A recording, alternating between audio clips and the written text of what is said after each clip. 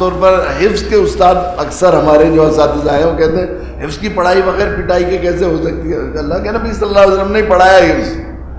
Doctor حمید اللہ صاحب نے لکھا ہے نبوی کے تعلیمی نظام میں کہ اللہ کے نبی صلی اللہ علیہ وسلم جیسے قرآن کی آیتیں نازل ہوتی تھیں تو اللہ کے نبی کاتبان وحی کو بلا کر لکھوا دیا کرتے تھے. جن میں مرد بھی ہوتے تھے عورتیں بھی تھی کاتبان والے.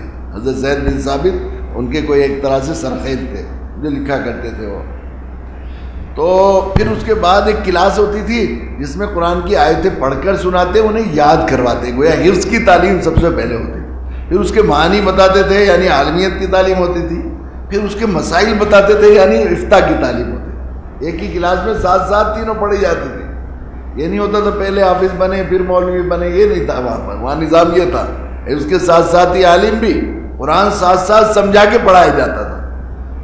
اس لیے شاہ ولی اللہ رحمۃ اللہ تعالیٰ جزائے دے کہ انہوں نے پہلی مرتبہ جب وہ زمانہ کہ وہ دنیا کے جو ہمارے یہاں برادران وطن کا سسٹم ہے نا کہ مذہبی پیشوا ہی تمہیں مذہب دین سمجھا سکتے ہیں, اس لیے برہمنوں نے دوسرے لوگوں تک کان میں پڑھنے نہیں دیا دین دھرم کی باتیں.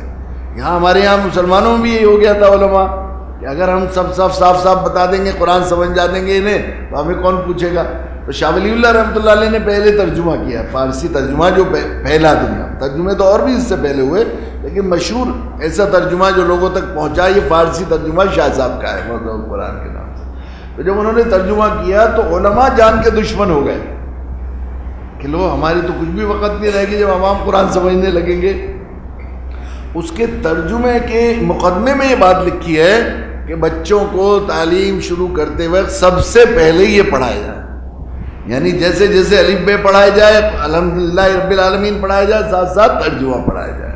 اللہ کے نبی کا یہی سسٹم تھا, ساتھ ساتھ اس کے معنی مطالب بتاتے تھے. اس کے یہ سسٹم تھا حضرت اللہ کے نبی. تو کتنے صحابہ ایسے ہیں جن سے اللہ کے نبی صلی اللہ علیہ وسلم نے حفظ کیا تھا. حضرت عائشہ رضی اللہ تعالیٰ عنہ حافظہ تھی. ازواج مطہرات میں سے روایت میں آتا ہے 3 حافظہ تھی, لیکن حضرت عائشہ بہت پختہ حافظ تھی, پورے قرآن کی حافظ, اور سارا کا سارا قرآن اللہ کے نبی صلی اللہ علیہ وسلم سے حفظ کیا تھا.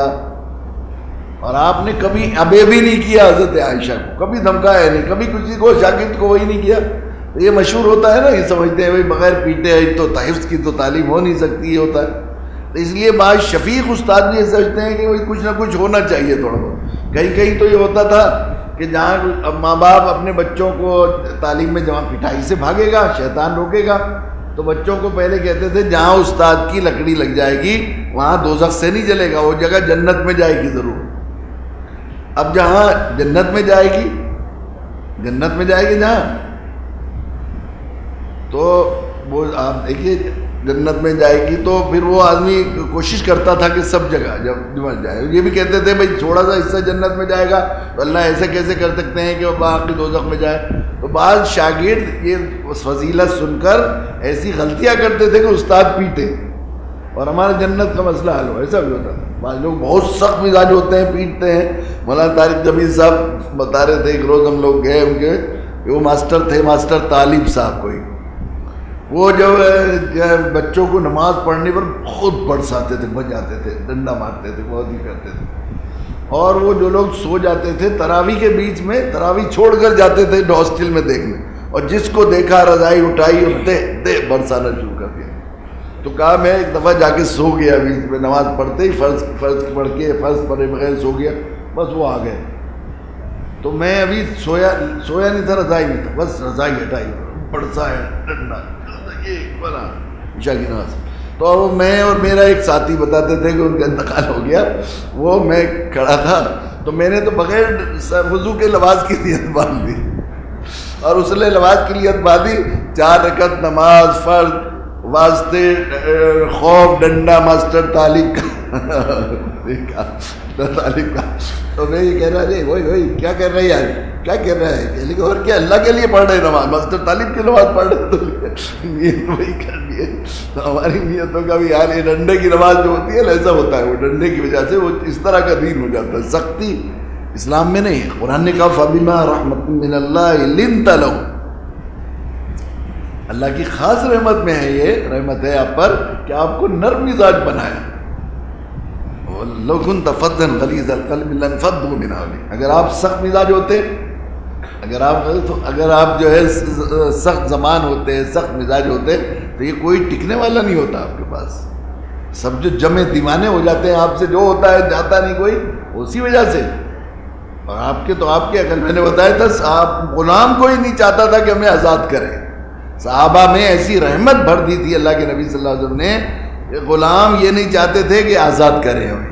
کسی اور کے پاس چلے جائیں گے، دھکے کھائیں گے، ایسی شفقت کہاں سے ملے گی، ایسی رحمت کہاں سے ملے گی. تو یہ استاد بہت ہی شفیق تھے اگرچہ، لیکن سوچتے تھے بچوں کو تھوڑا بہت ہونا چاہیے. تو انہوں نے بچوں سے کہا کہ بچوں کھڑے ہو جاؤ لائن میں، جتنی جس کی غلطی ہیں وہ بتائے، اتنی میں ایک چھڑی لگاؤں گا. تو آہستہ آہستہ شفقت سے ایک جس کی غلطی تھی ایک مارتے تھے، جس کے 2 غلطی ہے 2 3 4 مارتے جا رہے تھے. ایک بچہ دور کھڑا ہوا تھا، ادھر آ، تیری کتنی غلطی ہے؟ تو وہ رونے لگا، استاد ماسٹر صاحب میرا تو سب کچھ ہی غلط ہے، میرا تو کچھ ہی غلط، سب کچھ ہی غلط، میرا تو کچھ اچھا ہے ہی نہیں. ماسٹر صاحب کی چیخیں لگ گئی، میرے بچے تو نے کیا سکھا دیا، میرے اللہ میرا حال تجھے کیسے معلوم ہو گیا، میرے اللہ اس بچے نے میرا حال ظاہر کر دیا. ہمیشہ روتے اللہ کے سامنے، اللہ میرا تو سب کچھ ہی غلط ہے، اللہ میرا تو سب کچھ ہی غلط ہے، میرا تو کچھ صحیح ہے ہی نہیں، میرے اللہ میرا تو سب کچھ ہی غلط ہے، یوں رویا کرتے.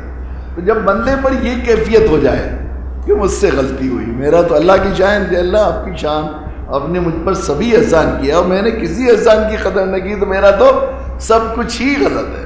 بس یہ کیفیت طاری ہوئی بندے پر، اللہ کی رحمت نے اٹھا لی. ویڈیو کے نیچے سبسکرائب کے بٹن پہ کلک کریں، بیل کے آئیکن پہ کلک کیجئے تاکہ ہر نئی ویڈیو کی نوٹیفیکیشن آپ کو مل جائے.